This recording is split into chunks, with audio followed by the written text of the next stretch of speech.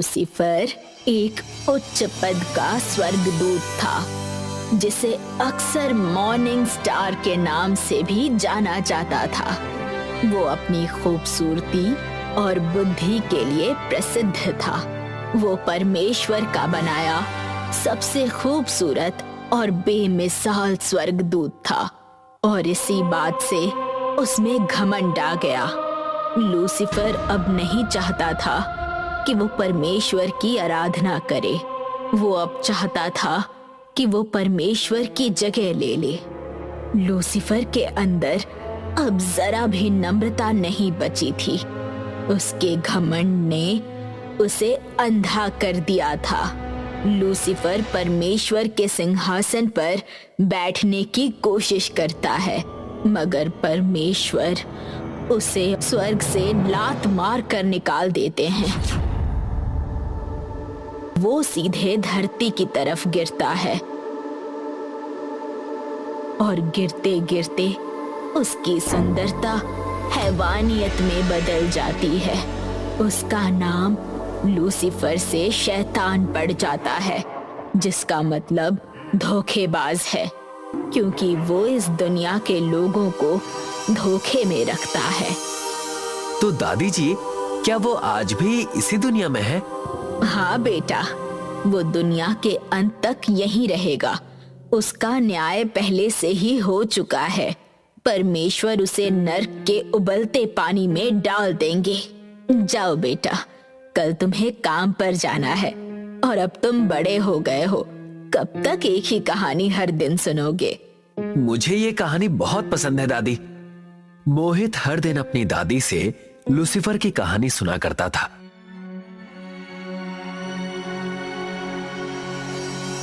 अगले दिन मोहित अपने काम पर जाता है।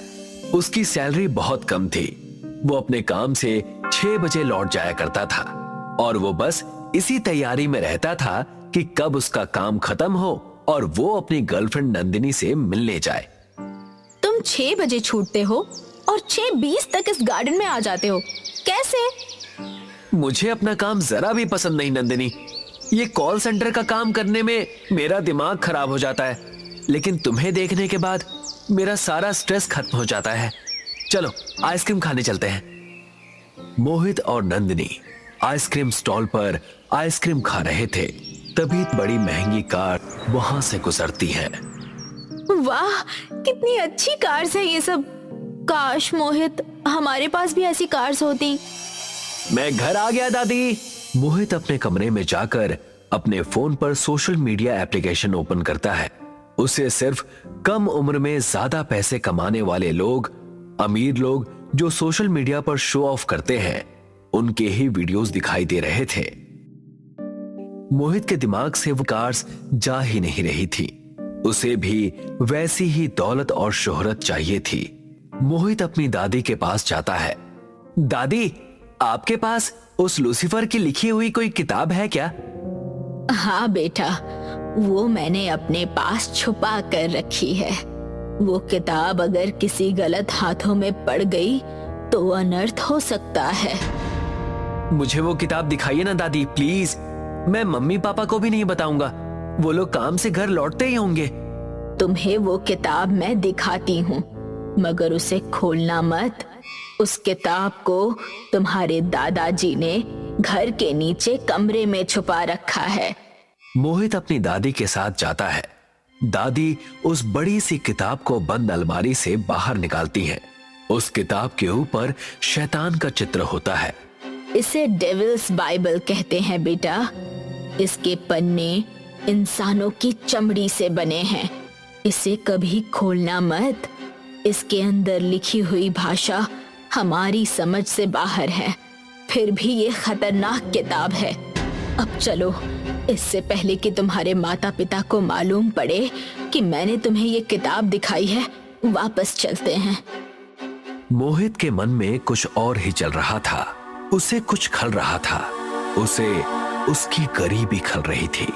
मोहित दादी के पास से अलमारी की चाबी चुरा लेता है और रात होते ही और उस किताब को बाहर निकालता है। लूसीफर, मुझे तुम्हारी मदद चाहिए। तुम स्वर्ग के तो नहीं, मगर इस धरती के मालिक जरूर हो। मैं तुम्हारी आराधना करूंगा।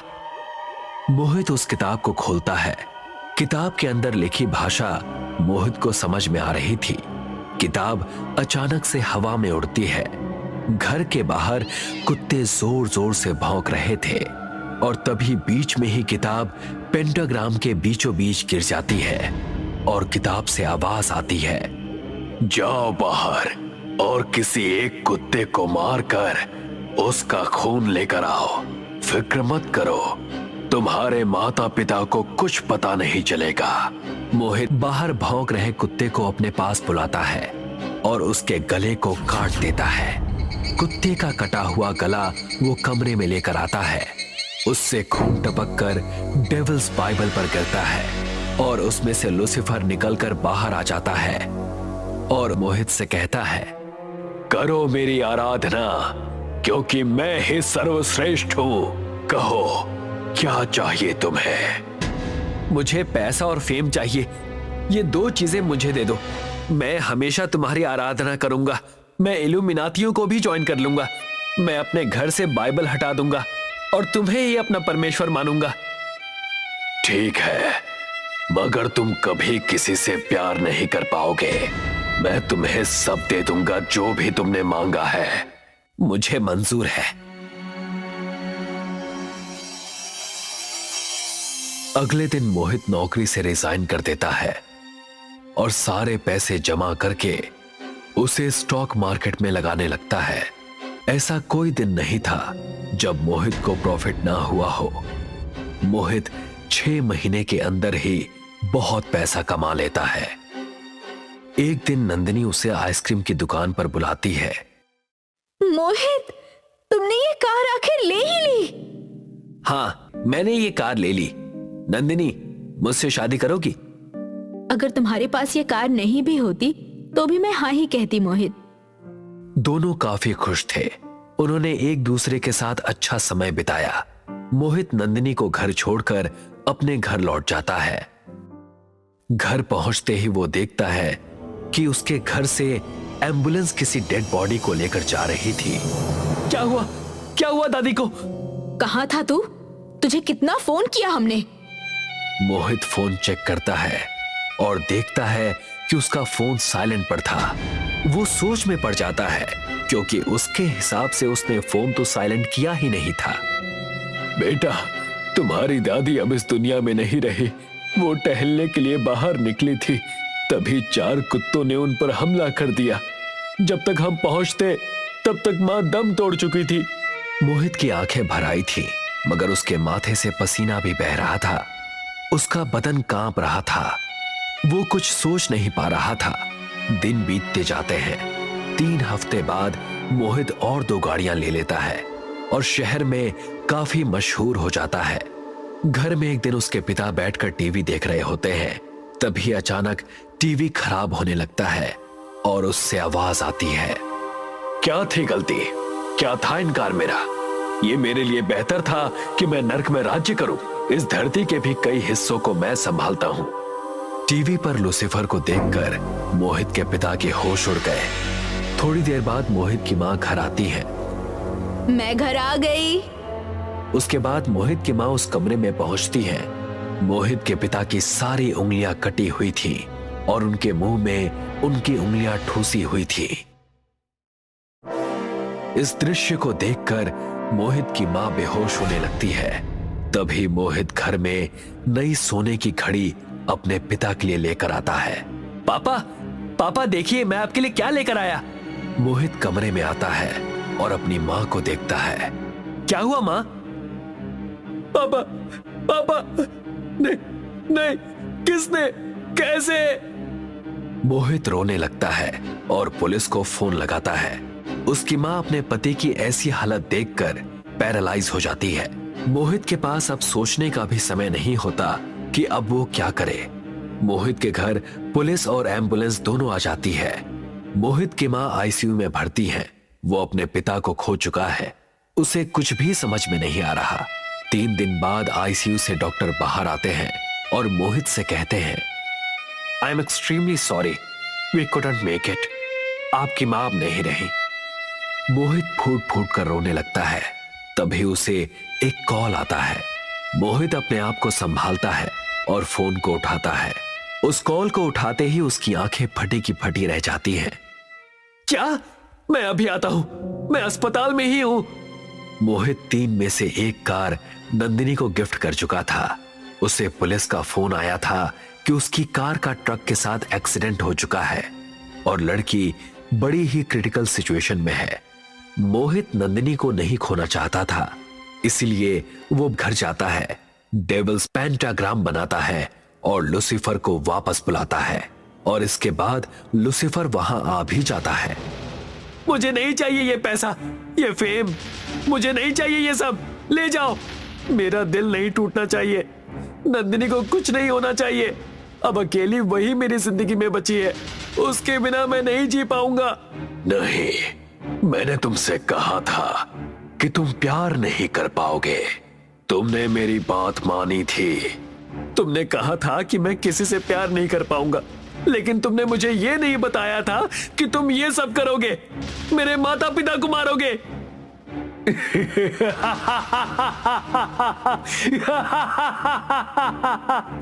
मेरा नाम शैतान है। तुमने मुझे धोखा दिया है, धोखेबाज। मैं लूसीफर भी नहीं हूं, मेरा नाम बेलियल है और मैं तुम्हें आज मेरे साथ ले जाऊंगा। तभी एक नर्क का द्वार खुलता है। मोहित को उसमें नर्क दिखाई देता है। बेलियल मोहित को उस द्वार में ढकेल देता है। उसकी गर्लफ्रेंड नंदिनी का भी निधन हो जाता है। दीप्ति, रमन और राजू एक ही क्लास में पढ़ते थे। कुछ दिन पहले ही उन तीनों की नई नई दोस्ती प्रिया से हुई। वो 3 से 4 हो गए। वो चारों अपने कॉलेज की कैंटीन में बैठे हुए आपस में गप्पे लड़ा रहे थे। कुछ भी हो दोस्तों, ये हमारे कॉलेज का आखिरी साल है। उसके बाद हम सब कहाँ होंगे ये हमें भी नहीं पता। हाँ सही कहा रमन, सभी अपने अपने जीवन में व्यस्त होंगे। एक तरफ हम दोनों नौकरी के लिए खाक छानते फिर रहे होंगे और वहीं प्रिया दीप्ति किसी सुंदर लड़के के साथ विवाह करके अपने अपने जीवन में व्यस्त हो जाएंगी। हम तीनों मिडिल क्लास फैमिली से हैं, लेकिन दीप्ति एक रॉयल फैमिली से है। प्रिया की बात सुनकर राजू और रमन दोनों बुरी तरह से चौंक गए। दीप्ति, तुमने बताया नहीं कि तुम रॉयल फैमिली से संबंध रखती हो। इसमें बताने लायक क्या बात है यार? रॉयल फैमिली के लोग भी वही खाते पीते हैं जो मिडिल क्लास फैमिली के लोग खाते पीते हैं। पहली बार देख रहा हूँ कि किसी रॉयल फैमिली की लड़की गांधी जी के विचारों पर अपना जीवन व्यतीत कर रही है। तुम्हारे कहने का क्या मतलब है? अरे हमारे बापू गांधी जी के भी यही विचार थे, सादा जीवन, उच्च विचार। दीप्ति, हमें अपने परिवार के बारे में कुछ तो बताओ यार। दरअसल मेरे पूर्वज अंग्रेजों के बहुत अच्छे दोस्त थे। मैं बचपन से यही सुनती चली आ रही हूँ कि जब भारत में अंग्रेजी शासन हुआ करता था, तब मेरे परदादा की दोस्ती महारानी विक्टोरिया से थी। फिर तो तुम्हारे पास पैसों की कोई कमी नहीं होगी। मेरे परिवार में पैसों की वास्तव में कोई कमी नहीं। गरीबी क्या होती है ये मुझे पता ही नहीं, लेकिन अब ऐसा बिल्कुल नहीं है। मेरे पिता ने शादी एक बहुत ही साधारण लड़की से की थी और मुझ में मेरी माँ के सारे गुण हैं। तो तुम्हारे माता पिता किसी बंगले में रहते हैं या फिर उनका कोई खानदानी घर या कोई हवेली है?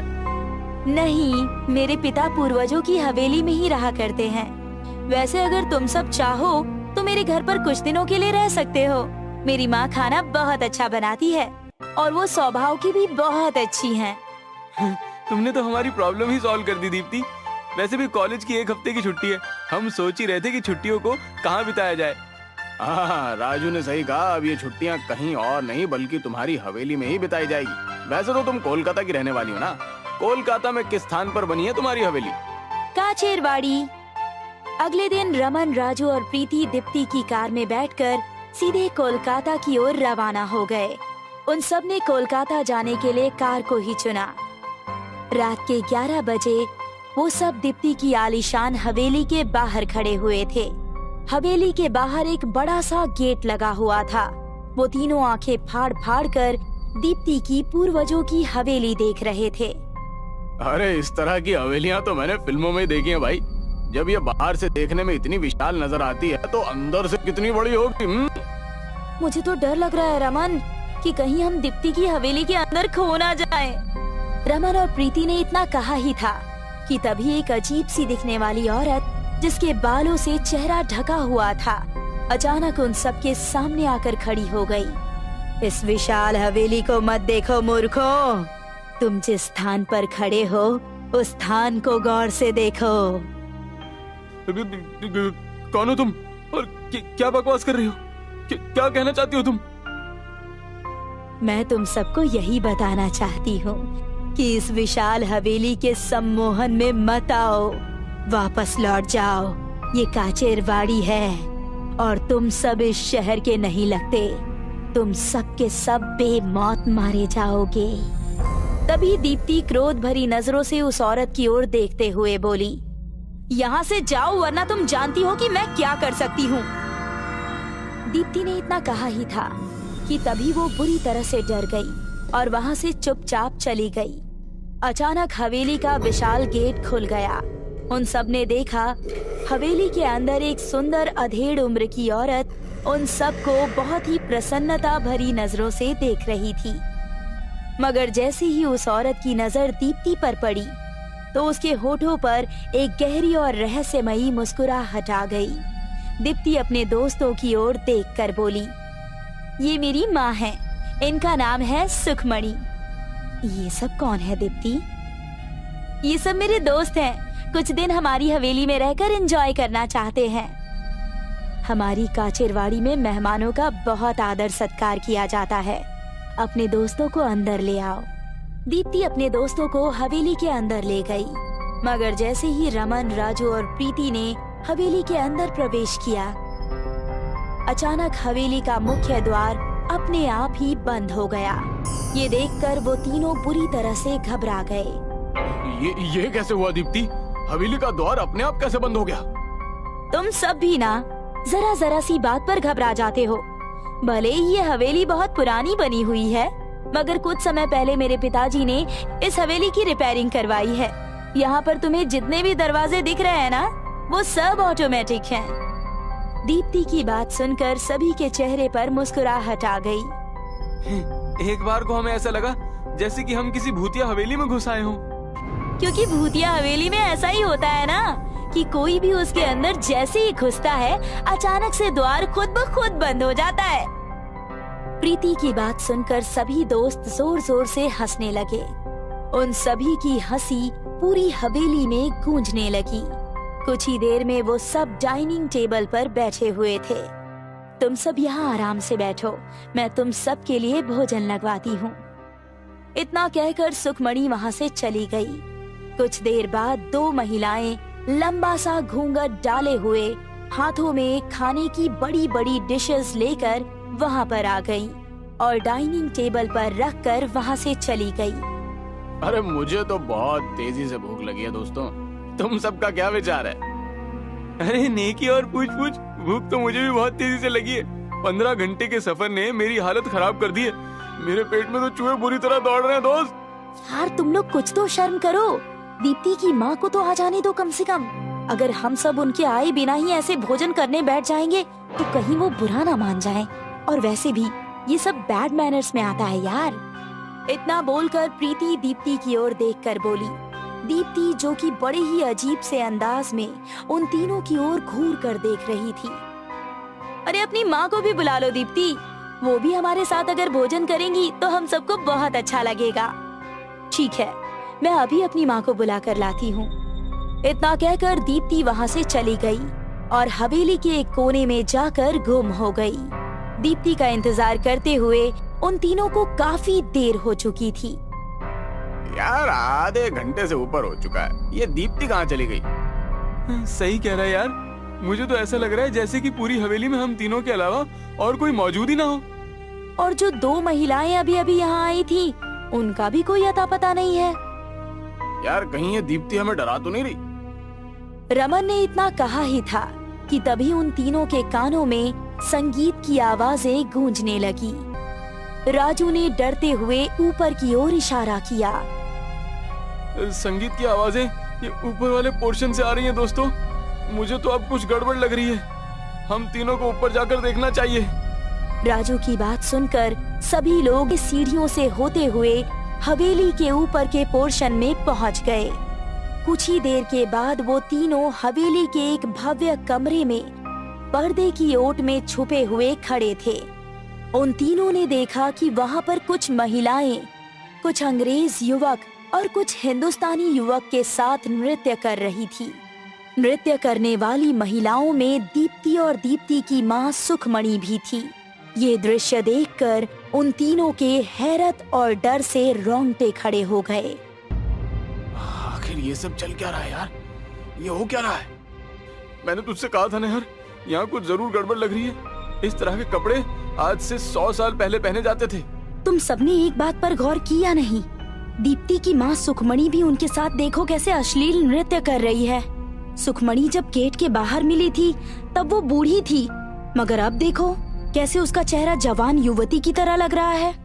प्रीति ने ये बात बोली ही थी कि तभी वो सब नृत्य करके रुक गए। वो सब के सब प्रीति, रमन और राजू की ओर देखने लगे। यह कैसे संभव हो सकता है? हम तीनों तो पर्दे के पीछे छुपे हुए हैं। ये कैसे हमें देख सकते हैं? अचानक उन सब के चेहरे बेहद भयानक हो गए। हम सबको यहाँ से भागना होगा दोस्तों। हम सब किसी भूतिया हवेली में फंस गए हैं। वो तीनों दौड़ते हुए हवेली के नीचे की ओर भागे। वो तीनों सीढ़ियों से उतरे ही थे कि तभी उनके कानों में दीप्ति की आवाज टकराई। अरे तुम तीनों कहाँ चले गए थे? उन तीनों ने देखा कि डाइनिंग टेबल पर दीप्ति और उसकी माँ सुखमणि बैठी हुई उन सबको प्रश्न भरी नजरों से देख रही थी। हम तुम्हारा यहाँ डाइनिंग टेबल पर कब से इंतजार कर रहे हैं। तुम तीनों कहाँ थे? चलो आओ, खाना ठंडा हो रहा है। दीप्ति के कहने पर मैंने तुम सबका मनपसंद व्यंजन बनवाया है। ये सब क्या हो रहा है यार? कहीं जो हमने देखा वो हमारा वहम तो नहीं है? वहम कैसे हो सकता है? हमने जो कुछ भी देखा अपनी आंखों से देखा। अरे वो सब सच था। अरे लेकिन अब जो हम देख रहे हैं वो भी तो सत्य ही है। प्रीति और उसकी माँ डाइनिंग टेबल पर बैठी हुई हमारा ही इंतजार कर रही हैं। जो भी हो, मुझे पूरा विश्वास हो गया है कि हम सब ने जो भी देखा वो हमारा वहम था। और वो तीनों धीरे धीरे कदमों से चलते हुए डाइनिंग टेबल की ओर चले गए और चेयर पर भी बैठ गए। तुम सबको चिकन बहुत पसंद है ना, इसलिए मैंने तुम सब के लिए चिकन बनवाया है। उन तीनों ने जैसे ही डाइनिंग टेबल पर रखी हुई डिशेस के ढक्कन हटाए तो डर के मारे तीनों की चीख निकल गई। उन तीनों ने देखा कि उन डिशेस के अंदर दीप्ति और दीप्ति की माँ सुखमणि के कटे हुए सिर रखे हुए थे, जो उन सब की ओर देखकर अजीब से अंदाज में हंस रहे थे। अचानक चेयर पर बैठी हुई दीप्ति और सुखमणि का चेहरा बहुत भयानक हो गया। कौन हो तुम? मूर्ख इंसानों, क्या तुम सबको अभी भी समझ में नहीं आया कि हम सब इंसान नहीं हैं और तुम जिस हवेली में बैठे हुए हो वो भूतों का अड्डा है। यहाँ पर लोग जीवित आते तो हैं मगर जीवित बाहर जाते नहीं। राजू, रमन और प्रिया कुर्सी से उठने का प्रयास करने लगे। उन तीनों के चेहरे पर डर और बेबसी झलकने लगी। राजू कपकपाते हुए सुखमणि के भयानक चेहरे की ओर देखने लगा और बोला, आखिर हम तीनों ने तुम्हारा क्या बिगाड़ा? हम तीनों का छोड़ दो।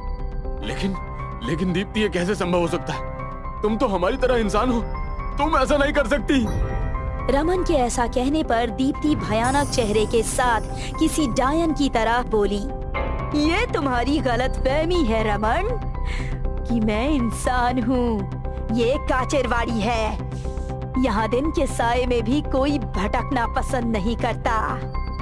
मैं कोई इंसान नहीं हूँ मूर्ख, मैं एक डायन हूँ। जब कोई इंसान यहाँ पर भटकना भूल जाता है तब मैं इंसान का रूप लेकर अपने झांसे में लेकर उसे खुद यहाँ पर लेकर आती हूँ। ये हवेली बरसों पहले अंग्रेजों की अय्याशी का अड्डा हुआ करती थी। उस समय के अंग्रेज हम जैसी भोली भाली स्त्री और महिलाओं को फंसाकर यहाँ अपनी अय्याशी पूरी करने के बाद उन्हें जिंदा जला देते थे। अंग्रेजों के जाने के बाद भी ये सिलसिला लगातार चलता रहा और उसके बाद यहाँ हम सब बेबस महिलाओं की आत्माएं भटकती हैं। सुखमणि ने इतना कहा ही था कि तभी देखते ही देखते हवेली के और कमरों से भी भयानक चेहरे वाली स्त्रियां निकलकर उन तीनों के करीब आने लगी और तीनों बुरी तरह से चीखने लगे। कुछ ही देर में उन तीनों की चीखें मौत की चीखों में परिवर्तित होकर शांत हो गई। कुछ हफ्तों बाद पुलिस को रमन, प्रीति और राजू के मृत शरीर काचेर बाड़ी में बनी हुई उस सुनसान हवेली के अंदर मिले। पुलिस ने उन तीनों की लाशें उनके परिवार को सुपुर्द कर दी और हमेशा की तरह केस की फाइल बंद कर दी गई।